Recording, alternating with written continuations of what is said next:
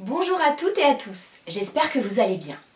Aujourd'hui, je change un peu de format de vidéo et vous propose un thread d'horreur avec 3 histoires. Les 2 premières sont des légendes urbaines et la 3e serait apparemment réelle et arrivée à une jeune fille. Alors avant de commencer, allez vous chercher un café, un thé, un petit chocolat chaud, ce qui vous fera plaisir. Et c'est parti.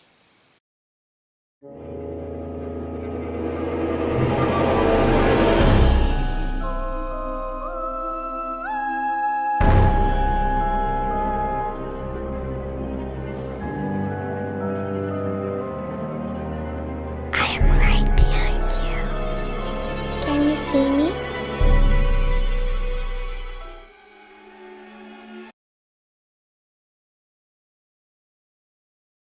Région parisienne en 2015.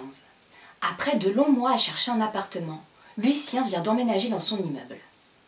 Fraîchement installé, il prend ses aises dans son nouveau chez lui. Une nuit, quelqu'un frappe à sa porte. Il se lève et va ouvrir. Une femme se tient là et lui demande si elle peut passer la nuit chez lui parce que son conjoint la frappe. Lucien est quelque peu surpris et dubitatif. La femme le rassure en lui disant qu'elle a appelé sa famille et qu'ils viendront la chercher demain matin à la première heure. Le jeune homme lui donne une couverture et lui propose de passer la nuit sur le sofa. À son réveil, la couverture est pliée sur le divan et la jeune femme est partie. Il se prépare et part travailler. Le soir suivant, on toque de nouveau à sa porte. La même femme. Mais cette fois, elle est marquée de coups au visage. Elle lui demande une seconde fois l'hospitalité. Ne pouvant qu'accepter, Lucien lui propose de dormir au même endroit que la veille.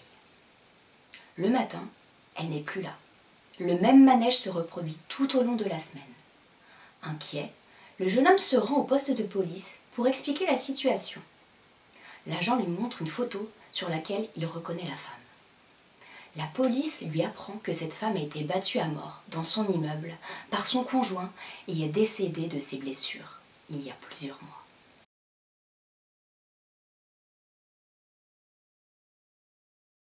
Lyon en 1994. Nathalie termine son service d'infirmière. Il est 5 heures du matin. Elle monte dans sa voiture et s'engage dans les rues encore désertes. Très vite, elle remarque qu'une voiture la suit de près. Au moment de la dépasser, la voiture se rabat violemment derrière Nathalie et commence à lui faire des appels de phare. La jeune infirmière accélère, anxieuse, tout en essayant d'apercevoir le conducteur du véhicule dans son rétroviseur. Les appels de phare continuent, frénétiques. Elle tourne à droite, puis à gauche. La voiture la suit toujours. Nathalie commence à paniquer. Que lui veut donc cette personne ? Elle arrive dans l'allée menant à sa maison. Son seul espoir, tenter le tout pour le tout et courir s'enfermer chez elle pour appeler la police.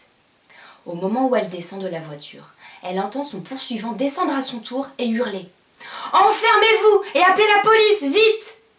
N'osant pas se retourner, elle s'enferme chez elle et appelle les gendarmes. Elle jette un œil par la fenêtre pour apercevoir une grande silhouette armée d'un couteau de boucher, attaquant sauvagement l'homme qui la suivait. Terrifiée, Nathalie se réfugie dans la salle de bain, priant pour que les secours arrivent au plus vite. Ce n'est que plus tard qu'elle apprendra ce qui s'est réellement déroulé ce jour-là. L'homme dans la voiture essayait de la sauver. Il avait vu un homme se glisser dans la voiture de Nathalie et essayer de la prévenir. Il l'a payé de sa vie. Voici l'histoire d'une jeune femme qui s'appelle Katharina. Je vais vous raconter son histoire à la première personne. J'étais étudiante lorsque cette histoire m'est arrivée. J'habitais dans un petit appartement de 40 mètres carrés avec ma meilleure amie. Au mois de février, il y a eu une inondation dans mon immeuble. Et du coup, les plombiers avaient le double des clés. Retenez bien cette information pour la suite. Au lycée, tout se passait bien jusqu'à ce qu'un garçon de ma classe, qu'on appellera Kevin, me fasse des demandes d'amis sur tous les réseaux sociaux. Je refusais de l'accepter car je ne le connaissais pas. Et ce qu'il me faisait transparaître ne me plaisait pas du tout. Il avait une réputation de tombeur. Il couchait avec beaucoup de filles et les jetait en les humiliant. Un jour, à force de demandes insistantes, j'ai fini par le bloquer. Le lendemain, il est venu me voir en me disant que si je ne l'acceptais pas, il ne me ferait pas la guerre, mais l'amour. En gros, Le gars menaçait de me violer. Je me suis sentie très mal. Quelques mois se sont écoulés et nous avons encore été inondés dans mon immeuble. Le soir même, aux alentours des 23 heures, je vais dans ma chambre pour aller me coucher. Je vais fermer mes rideaux et à ce moment-là, quelqu'un me tire par la taille. Il faut dire que je n'ai rien d'une superwoman. Je me suis retournée comme j'ai pu et je l'ai griffé au visage. J'ai vite couru dans ma salle de bain qui est la seule pièce qui ferme à clé dans cet appartement. À 23h30, ma meilleure amie est rentrée de son travail à mi-temps. À peine la porte ouverte, j'ai couru dans ses bras. J'étais terrorisée et ne savais pas si le gars était toujours dans l'appartement. Je lui raconte tout. Elle me répond qu'elle n'a vu personne et qu'elle avait du mal à me croire. Comme j'avais un peu bu ce soir-là, je me suis dit que j'avais peut-être imaginé ce qu'il venait de se passer. Nous décidons donc d'aller nous coucher. Le lendemain, lorsque j'ai voulu me préparer, je me suis aperçue qu'il me manquait plusieurs choses, comme par exemple ma brosse à dents, ma brosse à cheveux, des pinces, mon peignoir et des culottes. J'ai cherché partout, rien. Je me dirige donc vers la chambre de ma meilleure amie pour voir si mes affaires y étaient. Évidemment, elles n'y étaient pas.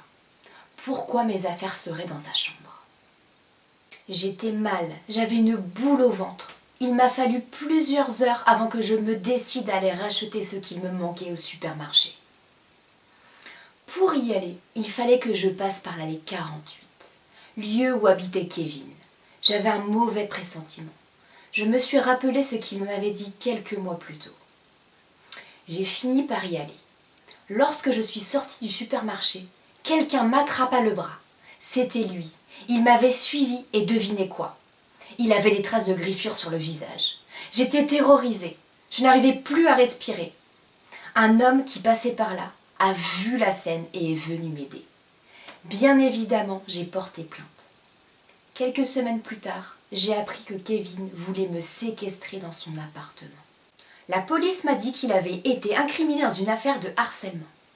Il avait réussi à entrer dans mon appartement, car il faisait partie du groupe de plombiers qui était venu réparer les dégâts de l'inondation dans mon immeuble. Voilà, c'est la fin du thread d'horreur. Si vous avez aimé la vidéo, vous pouvez mettre un petit pouce bleu et la commenter. Si vous n'avez pas aimé le format, n'hésitez pas à me le dire également dans les commentaires. Bisous à tous et à bientôt!